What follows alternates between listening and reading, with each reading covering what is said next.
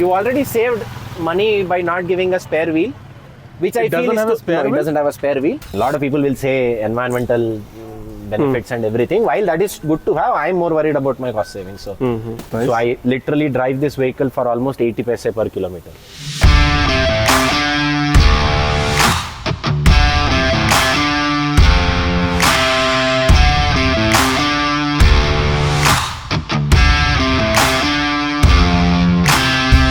Nitheesh, thank you very much for coming onto this channel. Pleasure. We have Nitheesh today to discuss about his Tata Punch EV. So, which variant is this? How much did you pay for top it? variant, Punch EV Empowered Plus SLR, which means it has a sunroof and it's a long range.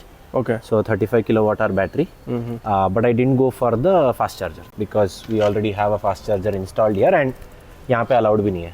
मतलब in our society it's not allowed for you to get your fast charger installed in your parking because then it needs a separate sub-meter. You need to get permissions from the electricity board and there are a lot of compliances that you need to meet. Achha. And if you get a separate wire pulled out for that, the public, generator backup can also get used for it, which is why they don't allow it in our society. I mean, anywhere where now the society or the apartment complex is trying to get EV vehicles or promote EV vehicles, they are installing chargers within the complex itself at a subsidized rate also. Okay. Like if I go out and get my charging done through a DC charger, I will be charged close to anywhere between 18 to 25 now per unit of charge, whereas I get it charged here at ₹7 right now. Oh, that's nice. So I literally drive this vehicle for almost 80 paise per kilometer. Okay, the 80 paise per kilometer, that's nice. It's just like regular ICE vehicles, you have variants for EV as well, like standard to all top end. So you have a base variant. Okay. So like this, I think has 4 personas. First one is creative, then you've got adventure and then empowered. So 3 variants in this case. 3 variants. In Punch, you've got 3 variants. But with Nexon and I think the new Curve, you have 4 different variants. Creative, accomplished, adventure and then empowered. So, Okay. And Punch had an additional advantage that you can opt for whether you want a sunroof or not. You can opt for whether you want a fast charger or not. I see. In every one of these variants. So if you like somebody So who you can wants, customize it accordingly. yeah. So suppose you are slightly taller, like I am 5'9", and the back, knee room at the back, the headroom at the back is perfect for me. So even with the sunroof, I have enough headroom and knee room. But if you're someone who's relatively taller and say you're around 6 foot and you find that the headroom is slightly lower and you're not a big fan of sunroof, you can eliminate the sunroof. So that saves you 50,000 on the cost of the car. Plus it gives you better headroom as well. Plus it gives you more safety as well. Yeah, kind of. Right. And you don't have to worry about the insurance cost also because the glass gate doesn't get covered. Right, true. Okay, so when did you buy this? May, Akshay Tritiya. That is what I took the delivery. So it's been 6 months maybe, barely? Not even 6 months. I think mid-October is when I'll complete 5 months, I guess. 5 months, right. Okay, so how much did you pay for it on road? 15.75 to round it off, roughly. And how much have you driven so far? 7,500 kilometers. 7,500 in almost 4 months. Yeah. I took it to Pune and back just the day after I bought it. So I have so many questions about that. So I purchased it on Akshay Tritiya. The very next day I had an event in Bangalore. The day after that we headed to Pune and then we were back in a day. So within a week's time I had my first service done as well. Okay. I have 2-part question. Okay. Why didn't you go for an ICE regular car and opted for an EV? So 2 things. One, my dad, we come from I don't know if I can say a motor enthusiast family. My dad owned a Yazdi first, then a Bullet, then Fiat Premier Padmini back then. Oh, he's OG, okay. Then he had a Maruti Omni for 8 years. Okay. Then a Fiat Palio, then a Fiat Linea. And I've driven all these. And when I had to get my first bike also, he told me that you first ride a Bullet. If you don't like it, I'll get you whatever bike you want. But I want you to first ride a Bullet. And we were in Pune back then, we traveled all the way till Sangamner just to try out a Bullet, which was a 1968 model. Okay. And with the one with the gear on the right and not on the left, and we bought that. So that's how I am very much into vehicles. But by the time I got my first vehicle, I wanted it to be an automatic.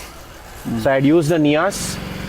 I moved to Bangalore, I switched to a Kia Sonet. Nios Grand Item. Nios, the older one, which I feel is a better design than the newer one. I switched to a Kia Sonet once I moved to Bangalore because I didn't want to have a Maharashtra registration vehicle, and I had a benefit of car lease back then. Acha. Then I started my own startup and I wanted to cut down my costs. I wanted a good automatic. I've never wanted to drive a manual because I, being a startup founder of a fitness and health startup, I understand how much of an impact a manual vehicle can make on your hips or your knees for that matter. And I've seen that my left hip always clicks every time I do any form of exercise. So I wanted an automatic. While I've driven a DCT, I found that electric vehicles automatics are extremely far more superior than an ICE because one, they don't have a gear per se. It's just a motor which is running. It's extremely smooth. Two, the power and torque in EV is uncomparable. And three, cost savings. I mean, a lot of people will say environmental benefits and everything. While that is good to have, I'm more worried about my cost savings. So, and like I said, the Sonet would cost me somewhere between 10 to 12 rupees per kilometer. This is almost 80 paise. Of course, that's also with the benefit that I have a charger right at the apartment complex. That which was a very major point in making this decision. Now the second part of the question. Yeah. Why did you go choose a Tata Punch compared to, let's say, BYD or... While I say that, yes, I enjoy the behind the wheel experience a lot. I've driven a Linea, I've driven a Pralio, and I've seen that experience and everything. I feel in 2024, you're in a time and era where you don't get to experience that as much.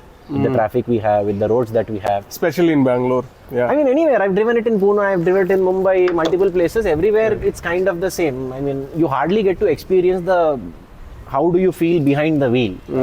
I was more of the experience that, okay, while whatever electric vehicle was offering, it was good enough. Two, I wanted a very good cabin experience. Because when I drive, I wanted the features which I am a very big fan of tech features, which this was offering, one. And two, it fell perfectly in my budget. I was also considering an Nexon EV, but the Active EV architecture that this comes with has a flat bottom at the rear. The battery drainage, what I've noticed, is much more uniform because of the Active EV architecture here. It was promising a real world range of close to 270 to 300, which I felt was sufficient enough. I didn't want, and I mean, I've driven my dad's Nexon EV. I know that the A pillar is pretty large in that, and it blocks your vision a lot when you are in the ghats. And my major long distance travel, if not anywhere else, would be to Pune and to Udupi, which has a bunch of ghat sections, and I didn't want that blockage. And given I spend most of my time driving in the Bangalore city, Nexon felt like a slightly bigger car. Punch was just fitting in, and it's majorly me and my wife sitting in the car, so a bigger car didn't make sense per se. Okay, so primarily your drive is in the city. Yeah. Majorly in the city. I don't go outstation very rarely. Maybe once in a quarter or so, and that too because we are very fond of road trips. But you can't do it very often, so that's why, I mean, so majorly in the city, and I said that, okay, it makes sense. Came in my budget, gave a good performance. I was very much waiting for the Curve. I knew that it was going to get released. I loved the coupe SUV design of it. I was willing to wait for it, but then I knew that it would go slightly beyond my budget. It starts at like 14 lakhs, right? Yeah, ex-showroom, yes, it does. On-road, it goes from somewhere between, I think, 18 to 23, which is again an introductory price. I mean, there are certain aspects of the interior of the Curve which I kind of don't... I mean, I would rate the Punch's interiors better than that as compared. So they've kind of borrowed the Nexon interiors. Because of it, there are small misses which I feel... I was expecting them to kind of pick up the cabin from the Punch and not from the Nexon, because both are built on an Active EV architecture. But they kind of picked it up from Nexon because I think it's a bigger and a wider car, because of which they did that. But yeah, this I feel, for that matter, from the interior perspective, I feel this is a better. Right from your seats to the interior, everything. So I guess this is the only small size car that Tata has built from the ground up, right? Like, for example, Tiago, even Nexon, those are basically modified iced version into electric car. So this was the first vehicle that they built on the Active EV architecture. Curve is now on the Active EV architecture. They are planning to launch the Harrier, Safari, Sierra, everything on the Active EV architecture, because of which its ability to go as long as it can. It can be a rear wheel drive, it can be a front wheel drive, it can be an all wheel drive. All those functionalities were there. And with the Active EV architecture, they also have the ability to be able to identify which cell is gone wrong and just replace that battery probably. Right. That way. Plus, you get some boot space on the front as well. Yeah, so it's called the frunk. I mean, it's still not available. Okay. While it's free on the top end variant, the accessory as a unit is still not available. Oh, you have to give us a walkthrough after that. Yeah, sure. Cool. As of now, it's still not available. I'm still awaiting that. The moment it is available, we get to install it. Oh. For the top end variant, it's free. Anything below the top end variant, you might have to pay an amount for that or something. Okay. That's kind of becoming a common thing with every EV of the Tata per se. I mean, I think they've taken it up from the BYD. BYD also kind of gives that. But yeah, I mean, every other model was expensive. Like BYD was expensive. I was considering ZS EV, while it was a good behind the wheel experience there, the interiors, like, I perspire a lot generally, which is why ventilated seats is like a boon for me. Right. So this had it. And the front DRLs kind of impressed me a lot. I would have loved to have a connecting LED DRLs also, but then I was fine with that. Not that big of a difference per se. Okay. So this is a general question that I ask everyone. So how was your sales and after sales experience with Tata? So Tata has two different segments. If you go for an ICE, there'll be a different team that will deal with you. Okay. The EV team is completely different. You bought it in Bangalore itself, right? Yeah, I bought it in Bangalore. I bought it from Key Motors in Bannerghatta Road. Okay, Key Motors, right. This is something I've noticed, that the EV team goes beyond their way to come and support you and help you in that entire buying experience and post-buying experience as well. I mean, I remember the very next day when I was traveling to Pune, I had some kind of a minor, in fact a major setback there. But then it was a Sunday night. I called him at 8 p.m. to ask what can I do. He put in his best possible efforts to actually connect to the Tata service center nearby, help me out with what we can do and everything. So that way they put their best foot forward to make sure that you have the best possible experience. Because I mean, I think it's my personal hypothesis that they do it because they want the EV adoption to be really good. Right. You can call them. I mean, I've seen a lot of salesperson. Once you're done with the sales, they really don't care about what your experience is. But he would guide me. Even now, I can give him a call and he'll basically answer me that way. Okay. All right. Let's come into the main topic of this video. So how's your driving experience? I mean, I'm a ICE car owner, I have a lot of anxiety when I think about EV. I cannot really think about driving from Bangalore to, let's say, Ooty or Pondicherry, because I'd be thinking, okay, maybe it'll be out of charge on the way. So how's your driving experience so far, and how did you overcome your anxiety? You said you drove to Pune. Yeah. So there are two things. One, I mean, how does the vehicle drive, and the feel in itself is going to give you so much joy that you will be ready to take that additional pain. I mean, you drive an ICE vehicle, then you drive an EV vehicle, you will not want to drive an ICE vehicle after that. That is one. Two, I never really had the anxiety of an EV at all. Okay. I mean, back when I was trying to buy a Sonnet, I tried to kind of consult my dad on that, and he was telling me that he's the same anxiety issue that how will you find a charger and blah blah blah. And back then I was trying to get it with car lease, so I had a tax benefit. I said that okay, might as well go for an ICE vehicle. I don't need to save as much because I'm anyway saving through the car lease. But now, given that thought, I wonder that I should have bought an EV only back then only. Because when I told my dad about, say, 8 months later, he went ahead and purchased an EV because your 10 to 80% charge happens in 56 minutes with a 50 kilowatt charger. 10 to 80% in 56 minutes back then, because it was a 40 kilowatt battery, I suppose. Okay. But now it's getting better and better slowly. Okay. And in terms of charging network, I recently read a post on Team BHP. Somebody had posted this. He brought the Nexon EV long back, and he just mentioned 2 points, point A and point B, which was somewhere around 260 kilometers. No, I think a 400 kilometer distance. And when he bought in 2020 or 21, there were literally 2 charging stations between those places. Okay. And the minimum distance you had to travel from one place to the other before you got a charging station was around 280 kilometers. Between that, you didn't have a charging station.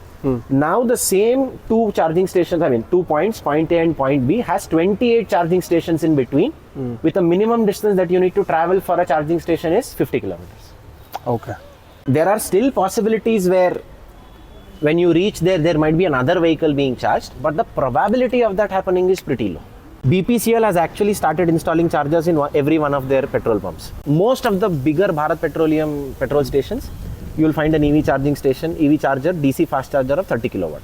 And which is kind of decent enough for you to get, say you plug in your vehicle to charge for about 15 minutes, which will give you an additional range of 150 kilometers, roughly. But a lot of the charging infrastructure providers are now realizing the fact that it's best if you can install a charger at a restaurant. And I would go ahead and stop there because I know that I'm going to take a breakfast break. I know that I'm going to take a lunch break. I know that I'm going to take a tea break. And that's also kind of a location where I want to relax my feet, just move around. I don't want to sit for that long a distance and everything. Correct. I plug it in, I go have my lunch, come out, 45 minutes are done. Take a small stroll. By that time it reaches 90, 95, 98% and I move along. Because anyway, beyond 98%, one, it takes longer to charge the last 2%. And with region, it will anyway go up to 100 if you're going downhill. Okay, so what's the usual range that you get with this? I don't know. I might get a lot of hate for this. A lot of people say you need to drive it in eco mode, you need to drive it in region Use 3 region lot. And everything. I drove it. So my recent trip to Udupi, I tried to document it as well. 420 odd kilometers one side. I only drove it in city mode and I only drove it in eco mode if there was a bumper to bumper traffic or say there were a lot of potholes and I couldn't drive fast. Only in city mode, the entire to and fro trip of 978 kilometers gave me an average range of 325 kilometers, which a lot of people are not able to pull off with Punch. I don't think you need to drive it in eco mode. The same thing I told my dad when he was traveling from Udupi to Pune. As long as you understand that how in ICE vehicles you pull out the best possible fuel efficiency if you can control your throttle input, same thing goes here. In fact, the same Team BHP post which I told, the person mentioned that his driving skills have improved, the way he drives, because every ICE vehicle now he drives, he is able to pull off a better fuel efficiency as opposed to the lifelong fuel efficiency that is being displayed on the screen. You learn how and when to push the vehicle also, like if I want to overtake, I'll put on city mode, I'll just push the throttle and it'll kind of take off. Okay. That's how fast it will. But the moment it's there, I'll put it back on eco, drive it according however I want. And then the old Nexon didn't have, my dad's Nexon doesn't have a paddle shifter to change region, but this has a paddle shifter to change region. So it's like that fast. I mean, whenever I'm driving on highways, if there's a diversion, I remember on my first trip to Pune, I've overtaken a BMW Creta XUV 700 just using paddle shifters. Because it's a instant power, right? Yes. So you take that power, there's a diversion, you don't have to apply the brakes, just press the paddle shifter twice, it comes to region level 3, it will automatically stop down, press a minus, it will come down to 2, press minus 1 second, it will come down to 1, take off. Great, okay. Okay, so you have to clip the seat belts, otherwise it will make sound. That's the cost cutting measure that Punch EV has specifically. So again, because we are only 2 users majorly, I put it up. It doesn't have a load sensing sensor. Correct. Alright, so how's the noise isolation inside when you drive in the highway? Do you get any completely, you don't get any kind of, no vibrations. I mean, there's a lot less fatigue when you drive this because of no vibrations per se. You start the vehicle, you will not even realize that the vehicle is on. Yeah, noise cancellation wise also, if you open it, that you can actually hear the wheel whirling sound also when you drive it on the highway, when you're driving at higher speeds. Okay, so higher speeds in the sense like how's the stability? How fast have you driven so far? I've taken this up to 120. I think 140 is the upper limit. Right. You can't cross beyond 140. It feels planted. I mean, of course, Tata is known for its safety, so every one of its vehicles is almost 5-star rated. Of course. So as it is, what do you say, heavier per se in terms of the metal used. But again, with the EV battery coming in, it's slightly more heavier, because of which it feels very planted, and even ride handling and all is impeccable that way. Right. You don't feel the bumps. The suspension is also tuned really well. We were just trying out multiple vehicles today.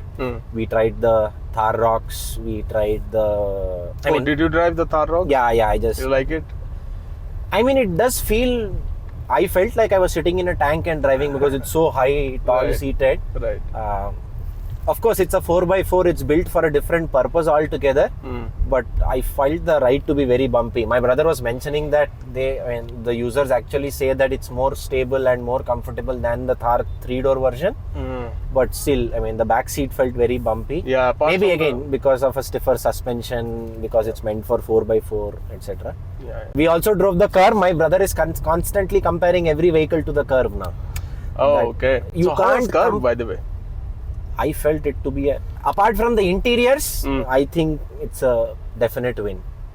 I mean, see, as Indians, we always like to stand out, right? When you buy a vehicle, you want people to come and see that, okay, the road presence is impeccable and everything.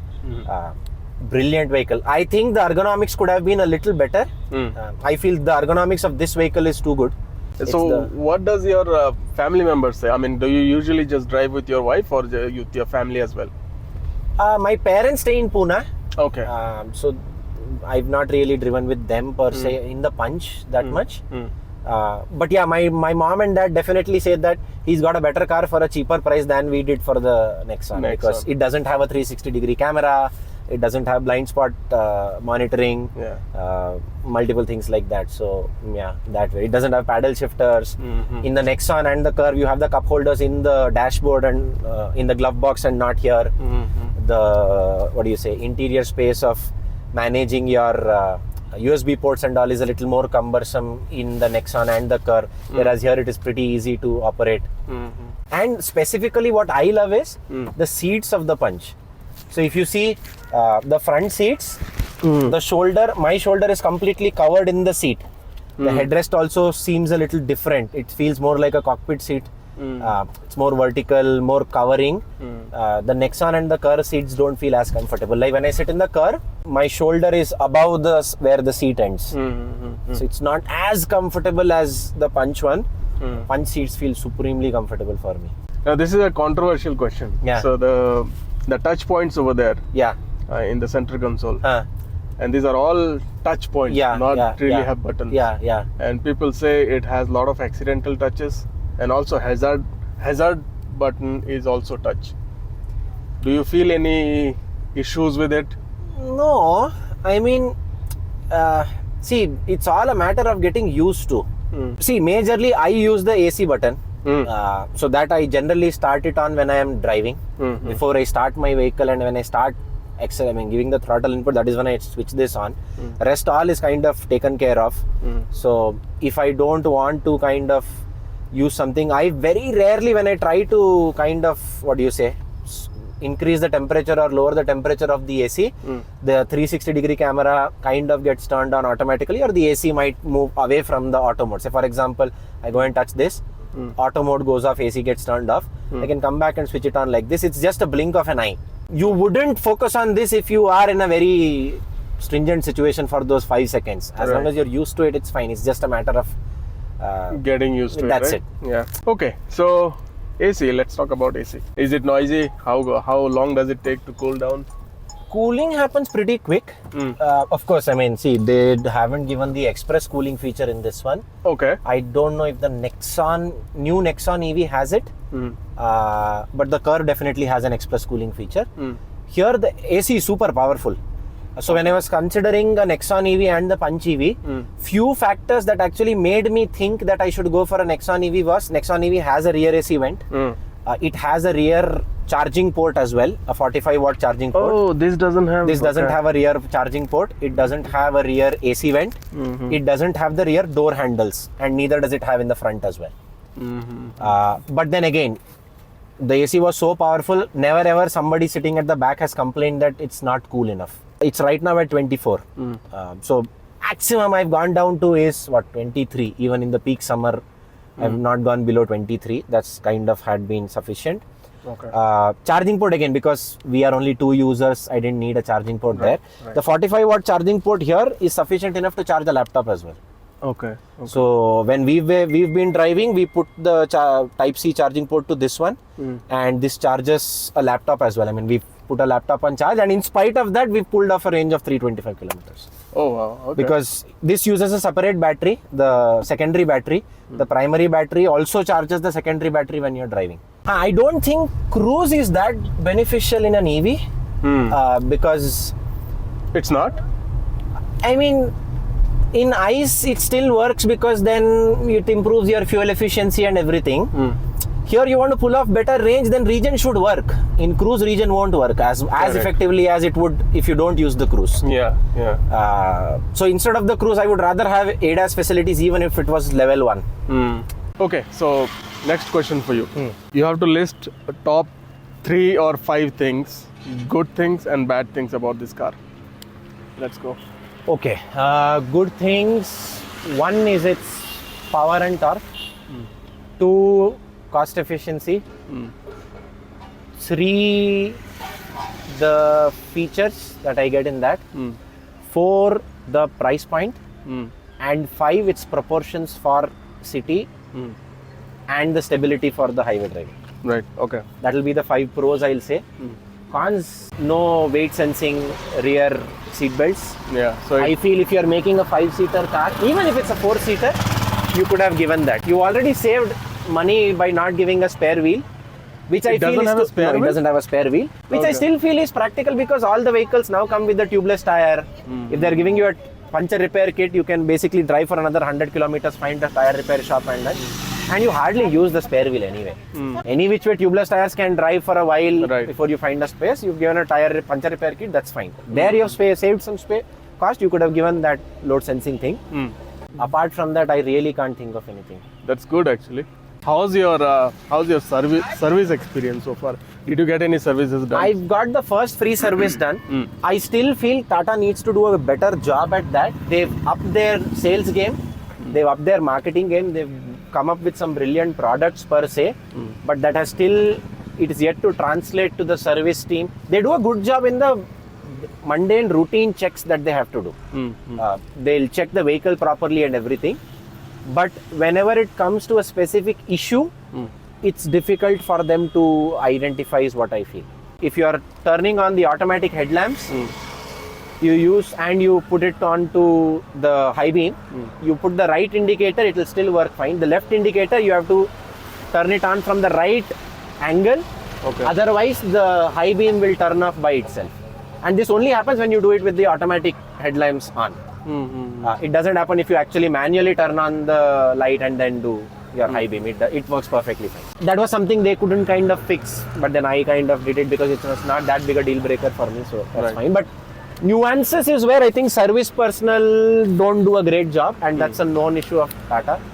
I think with more makers coming, like the Windsor EV now being launched at around 16 odd lakhs and 13 odd lakhs if you rent the battery as a service. Right, that's a new concept. Yeah, then I think it will put more pressure on Tata to deliver better after sales service. So let's talk about charging then. So there are fundamentally 3 types of charging that you can do. You can do an AC slow charging, which is your regular 15 amp socket, which as long as you have a 15 amp socket at your house, it comes with an inbuilt charging socket, which you get it with the vehicle at no additional cost. You don't have to buy that fast charger also, you can get it done. Plug it into a 15 amp socket, you have a charging gun, put it into the charging hose in the front, charge it. It takes about, which is basically a 3.3 kilowatt hour output. It takes about 13 to, I don't remember the exact figures, I think about 13-14 hours to charge completely to 100%. Okay. Then there's an AC fast charger, which charges at around 7.4 kilowatt, which takes about 8 hours to charge completely, 0 to 100. And then there's a DC fast charger, which is basically direct current, which is somewhere around 25 kilowatt to, it goes up to 150 kilowatt also, which are different capacities that are available outside. These are the private charging infrastructure providers. In that, you can charge this from 10 to 80% in around 52 to 56 minutes. Oh, that's pretty less. Yeah. So which is exactly, so if you can get it charged, if you're say walking and driving, say at a restaurant, you are waiting for your food to get done, it gets done in what? By the time you're done with your food, the charging is up to 98%. Every time when we go, it gets almost close to at least 85-87%. And then we just take a small stroll and it's up to 98%. Okay. And to charge, very simple, you just have to press this knob. It opens the lid in the front, and then head over there. phone out.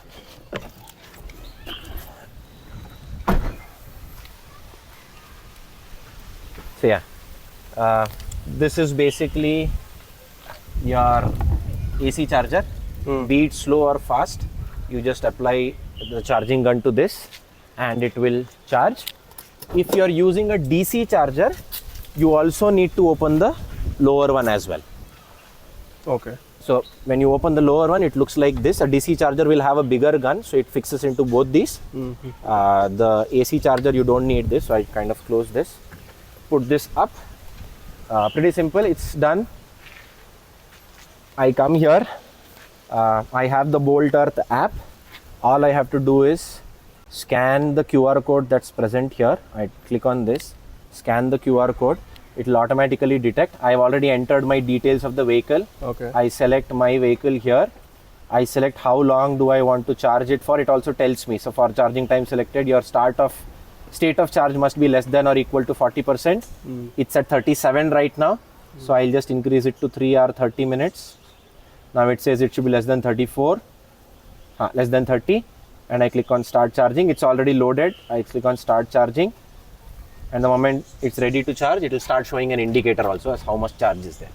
The light here, this is an indicator of how much charge is there. And then finally, I'll basically click on start charging. And that's it. It basically starts charging after that. Okay. That's it. And you also have a way, suppose I am not here, I can come to the Tata Z Connect app and look at how much range do I have, what is the charge left, what is the percentage charge and everything. So it shows me it's a 37%, it will take 3 or 30 minutes to charge completely to 100%. And this basically indicates, right now it's not, this basically indicates how much charge is there. Awesome. Okay. So you see this button, whenever you basically open the lid, this will show up in orange, which means that the charging socket is open. And then once it is completely charged, or say you disconnect the charger in between, say when we left earlier also I kind of disconnected the charger, ended charger wherever I want. I have to press this button so that the lock gets released of the charging gun. You can't pull it out randomly, it won't allow. Say I will get it here and one more. This one basically. This one I'll have to press if I want to actually release the gun. Now the peculiar behavior with this is, I found this with static chargers. If you charge for a while there, due to overheating, in spite of this being pressed, the charging gun might not get released. Okay. But it takes about 5 minutes. In 5 minutes, it will automatically cool down and you press this, it will come off. So this was something I faced very recently on my trip back from Udupi to Bangalore. I called again my salesman. He told me wait for 5 minutes, it will come off. And then I waited for 5 minutes, it was off. Okay. Thank you for watching this video. So if you liked it, please do consider subscribing to this channel, like this video and let me know if you have any comments. I'll see you in the next one. Thank you.